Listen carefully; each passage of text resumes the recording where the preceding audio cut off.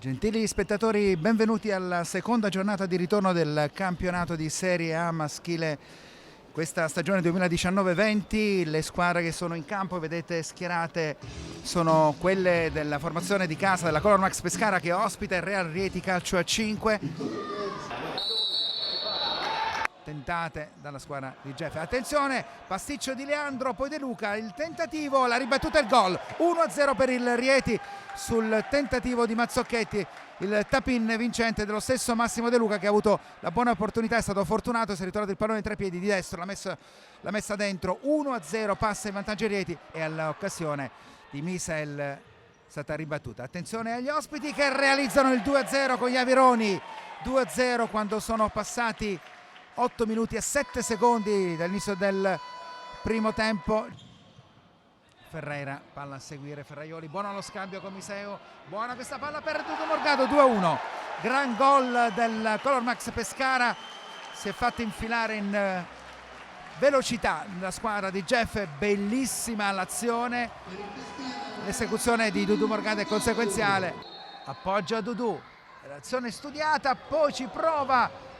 Sulla linea salva De Luca, ancora uno scambio con Titon, però ruba palla Leandro, capisce tutto, buona opportunità Leandro, doppia finta, ancora Leandro, il tiro, vuoto assoluto, non c'è nessuno, pochissimi secondi, appena 5, grande occasione, sono la sirena. 1-2. Bello questo taglio con Mazzocchetti che salva su Titon, affibbiato a Leandro. Attenzione, ruba palla De Luca, la grande occasione, sta rischiando adesso troppo il Color Max, che però serve un ottimo pallone a Dudu Morgado, prova anche il fallo, intanto una grande occasione con Fortino, salvata. Jelovcic fermato in qualche modo, si fa per dire, poi lo stesso Jelovcic temporaneamente fermato, realizza il gol del 3-1 con una diagonale imprendibile, un tiro che si è infilato nell'angolino opposto. 3-1 per il Rieti, gol di Jelovcic. Prepara il tiro per Ferreira che ci prova, respinge il portiere, la porta è vuota, attenzione, tiro e gol. Il gol del 4-1 realizzato da Rafinha dalla distanza con la porta vuota quando mancano 3,55, siamo sul 4-1 per il Rieti, il quinto attaccante per i locali. Palla buona per Miseu che non sbaglia, 4-2.